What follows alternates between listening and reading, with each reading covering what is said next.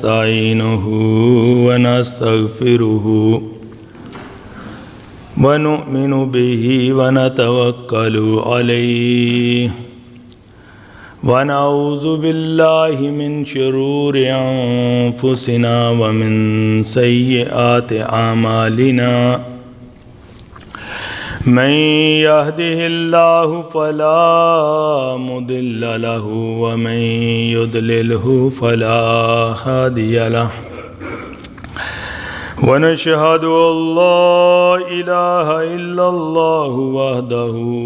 وحده لا شريك له ونشهد أن سيدنا وسندنا ونبينا ومولانا محمدا عبده ورسوله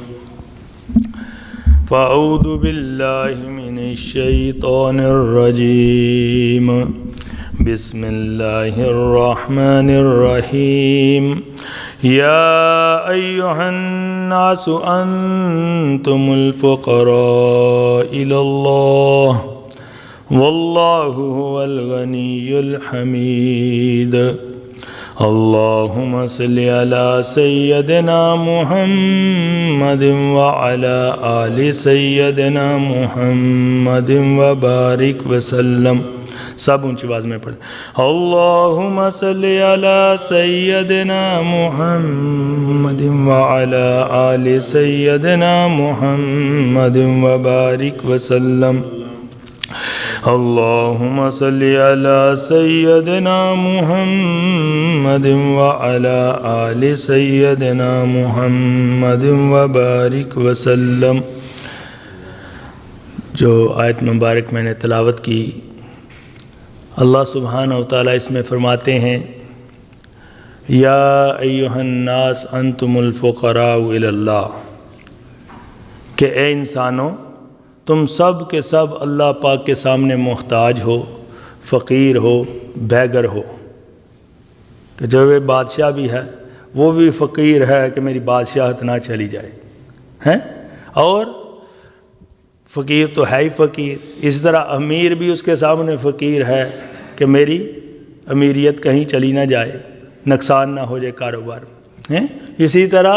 غریب بھی اس کے سامنے فقیر ہے. اسی طرح جو ڈاکٹر ہے وہ بھی اس کے سامنے فقیر ہے، اور مریض بھی اس کے سامنے فقیر ہے، اور ہر ایک ہی افسر بھی اس کے سامنے فقیر ہے، اور ماتحت بھی اس کے سامنے فقیر ہے. ہر ایک ہی اللہ رب العزت کے سامنے کیا ہے؟ فقیر. اور سب سے ورث فقیر وہ ہے کہ جو فقیر ہونے کے باوجود تکبر کرے، کہ اس کے لیے اللہ کے ہاں معافی نہیں، جو فقیر بھی ہے اور پھر اس لیے اللہ تعالیٰ تکبر نہیں معاف کرتے. فرمایا کہ جس کے دل کے اندر ایک ذرے کے برابر بھی کبر ہوگا وہ جنت میں داخل ہی نہیں ہو سکے گا. کہ دیکھو اتنی ایٹمی ڈیزیز ہے کہ جس کے اندر ہوگی اللہ تعالیٰ اس کو جنت میں نہیں جانے دیں گے. لیکن اس کے اگینسٹ جو کہ فرمایا من تواضع للہ رفعہ اللہ، اور جو اللہ رب العزت کے سامنے تواضع اختیار کرتا ہے whoever lower himself before Allah subhanahu wa ta'ala, just for Allah subhanahu wa ta'ala، تو فرمایا رفعہ اللہ، تو اللہ سبحانہ و تعالیٰ ایلیویٹ ہم، اللہ سبحانہ و تعالیٰ اس کو اور اٹھاتے ہیں، اس کے درجات جو ہے جنت میں پیراڈائز میں اور بلند کر دیں گے. تو اس لیے ہم فقیر ہیں اور فقیروں کو فقیری ہی اچھی لگتی ہے. اور اسی لیے آپ صلی اللہ علیہ وسلم نے فرمایا کہ جب انسان سب سے زیادہ اللہ پاک کے قریب اس وقت ہوتا ہے جب سجدے کی حالت میں، اور اپنے فور ہیڈ کو، اپنے عزت والی چیز کو زمین پہ لگا دیتا نا، اس لیے سجدہ ہے کہ اپنے آپ کو اتنا لوور کر لیتا ہے،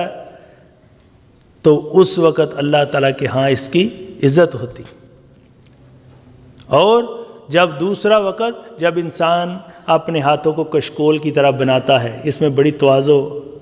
عاجزی انکساری ہے نا، تو جب بندہ ہمبلنس شو کرتا ہے اللہ پاک کے سامنے، تو فرمایا کہ اللہ تعالیٰ اس کو مقام کو جنت میں اور بلند کر دیتے. تو جتنے لوگوں نے بھی تکبر کیا دیکھ لو کہ ان کو اللہ تعالیٰ نے دنیا کے اندر ہی ذلیل کیا. اور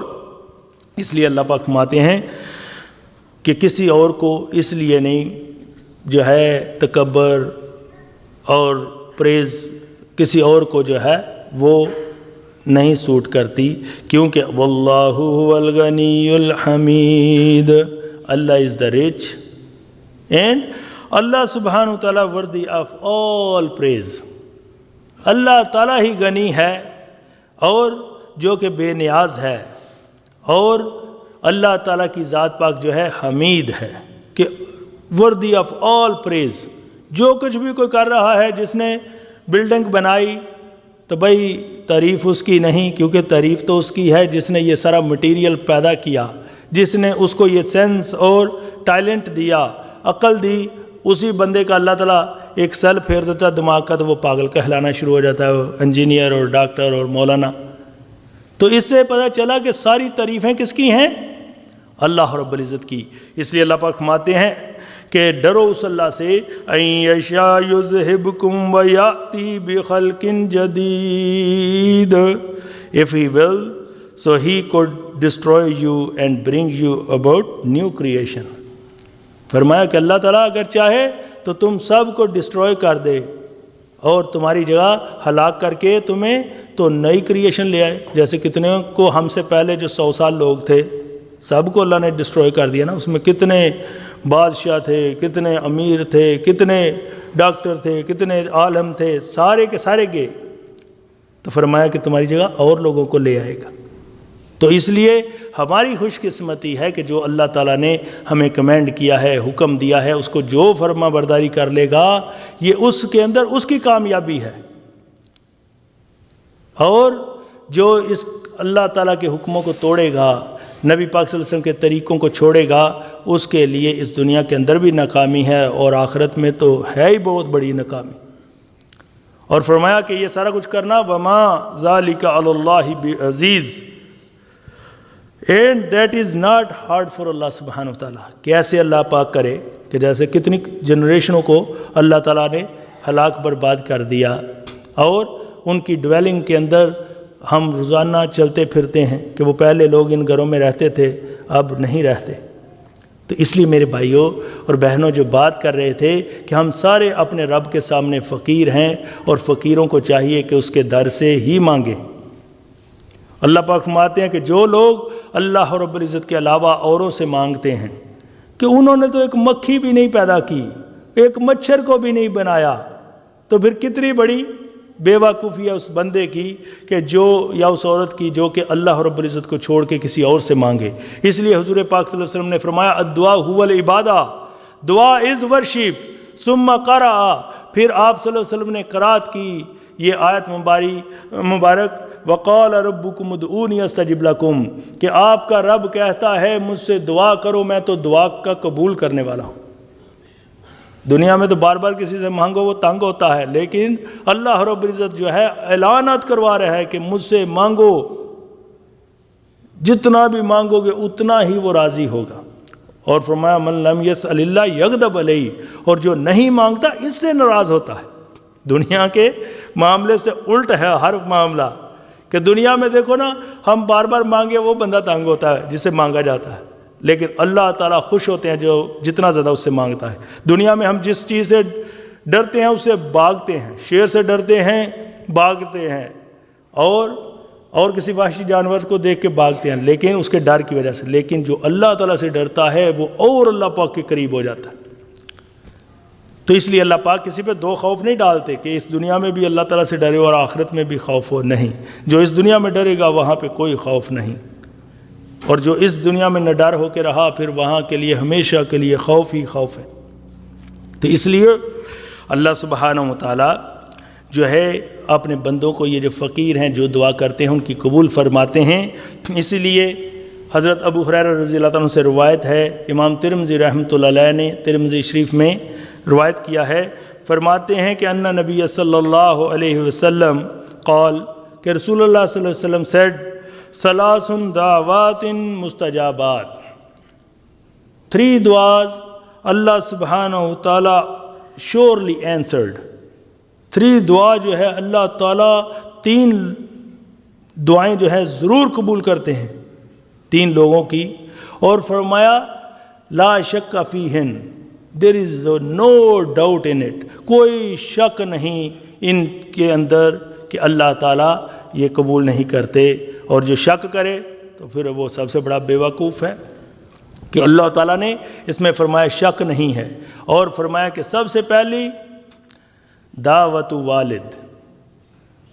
دعوت الوالد، فرمایا کہ دعا آف فادر،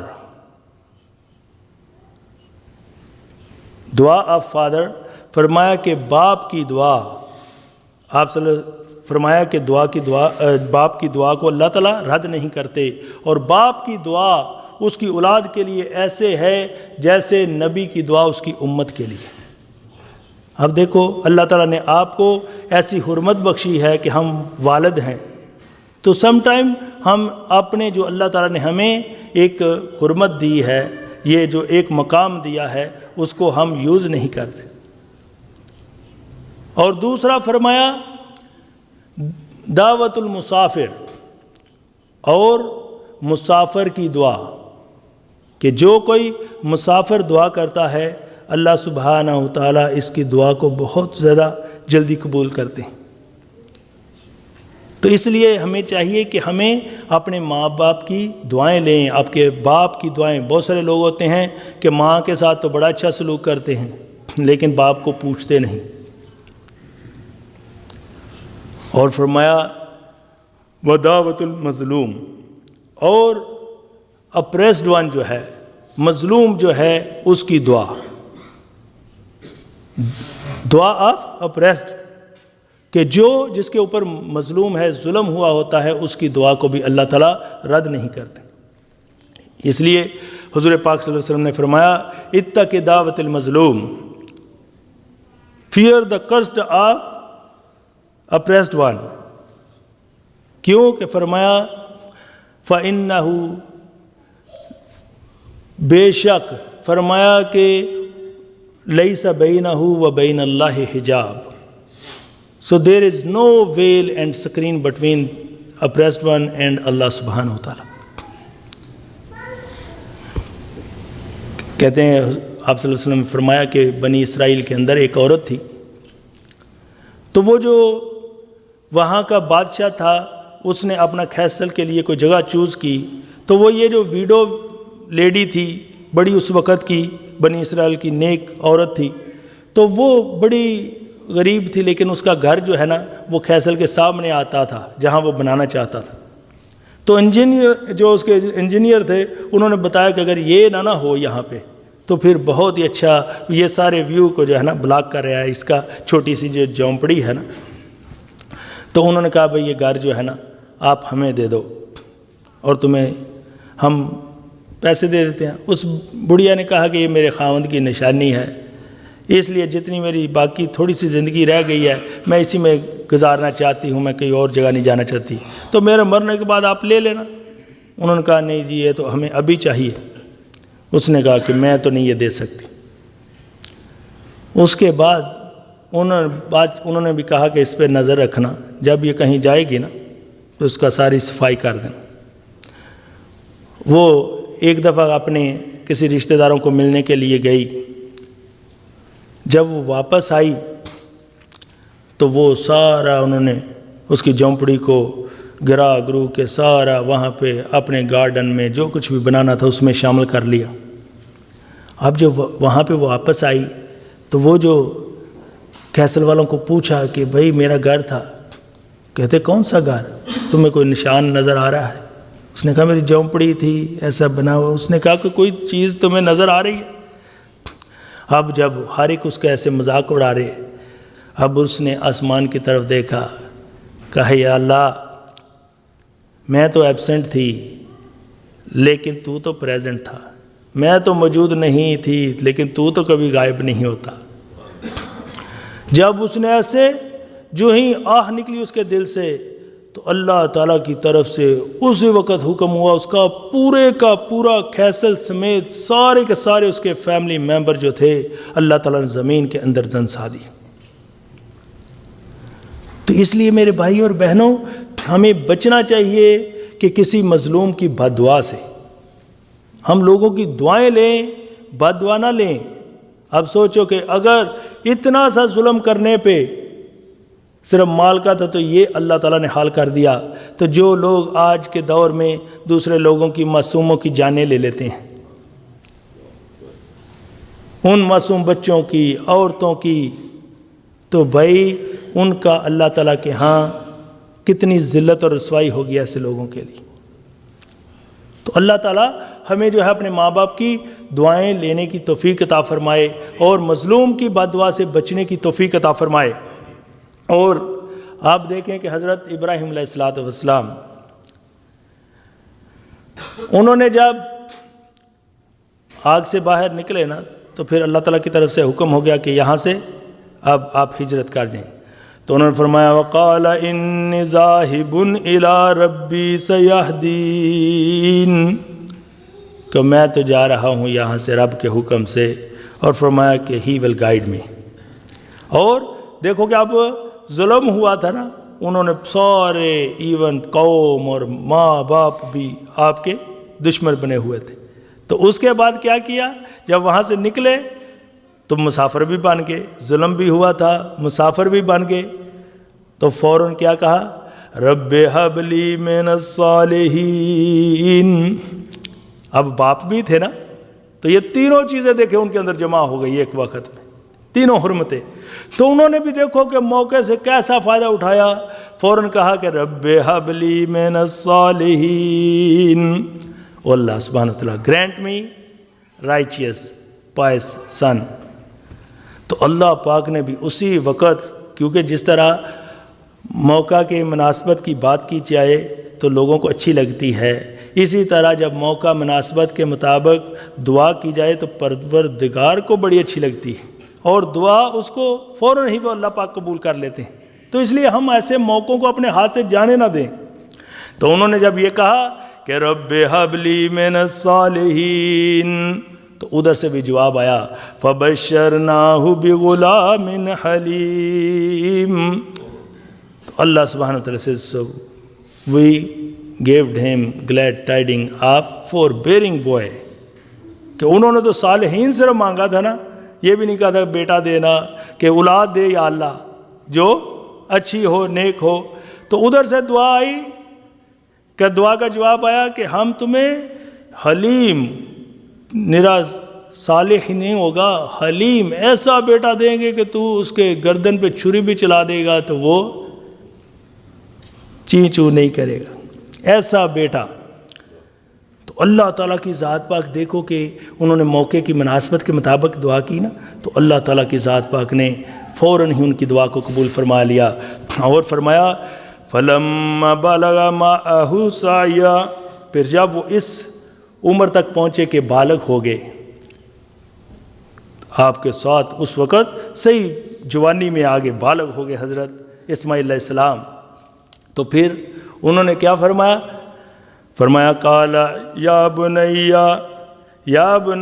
انی ارا فی المنام، کیا میرے بیٹے میں دیکھتا ہوں آپ کو کہ ذبح کر رہا ہوں۔ آپ نے خواب میں، بیٹے نے یہ نہیں کہا کہ ابا جان یہ خواب ہی تھا، لیکن فرمایا کہ انی اذبحک فانظر ماذا تری، کہ میں دیکھا ہے تجھے کہ ذبح کر رہا ہوں اور تو بتا کہ تیری کیا سوچ ہے اس کے بارے میں۔ اللہ تعالیٰ ایسی اولاد ہر ایک کو فرما بردار عطا فرمائے۔ تو اب بچے نے کیا کہا، قال یا ابت افعل ما تؤمر، کیا میرے والد آپ کر دیجئے جو اللہ تعالیٰ نے آپ کو حکم دیا ہے، ستجدنی انشاء اللہ من الصابرین،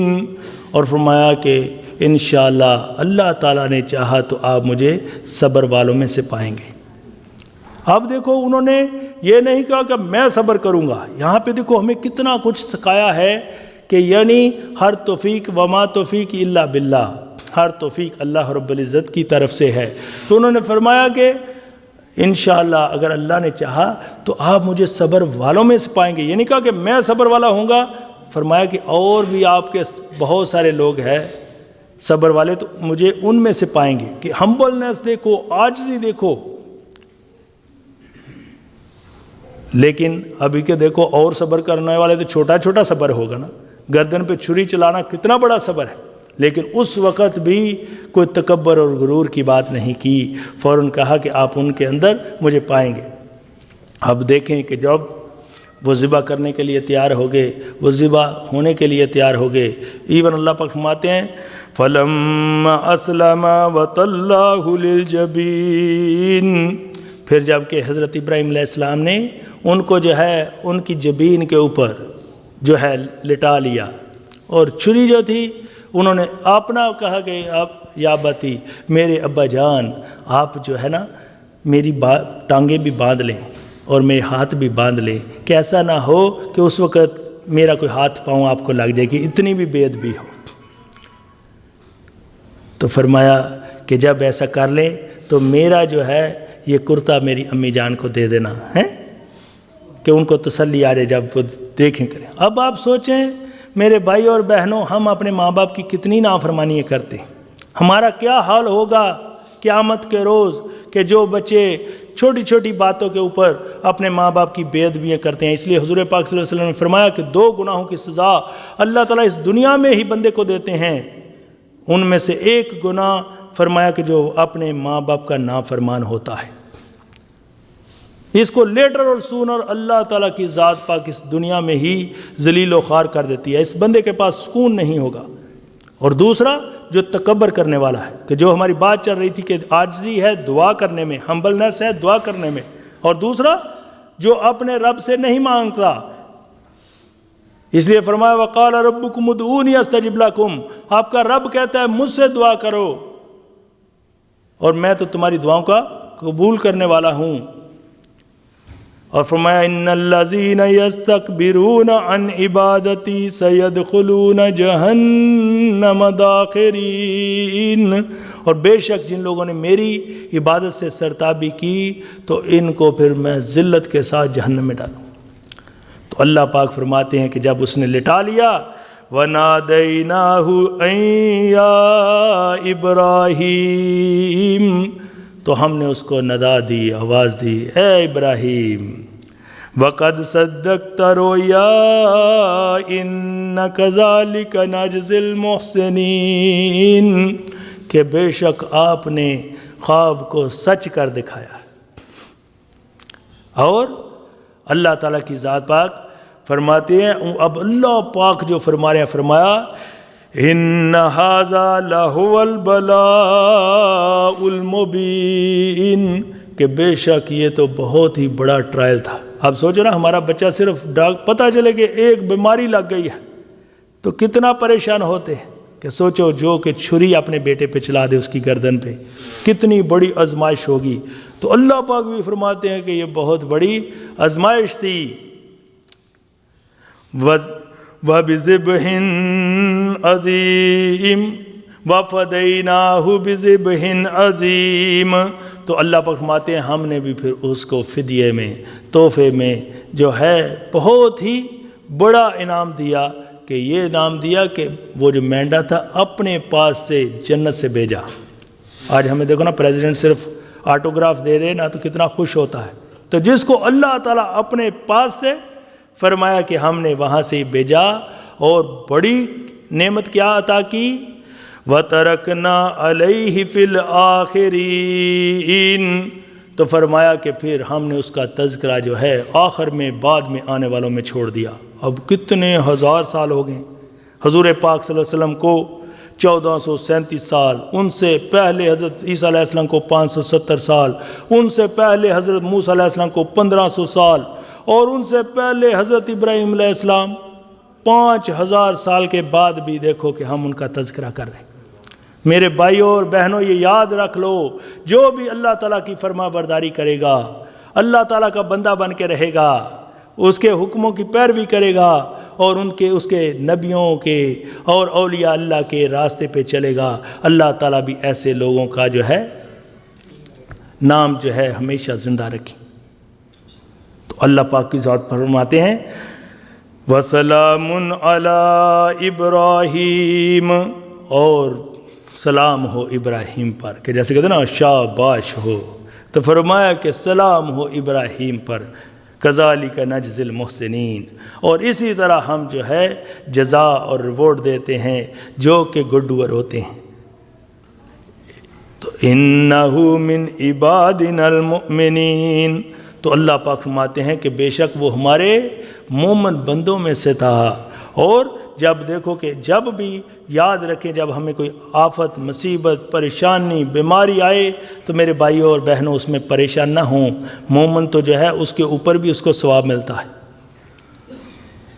تو اس وقت جب انہوں نے دیکھو اس ایک اللہ تعالیٰ نے مشکل ڈالی تھی نا، لیکن جب اس میں کامیاب ہوئے، اس لیے قرآن پاک میں اللہ پاک فرماتے ہیں فَإِنَّ مَعَ الْعُسْرِ يُسْرًا إِنَّ مَعَ الْعُسْرِ يُسْرًا،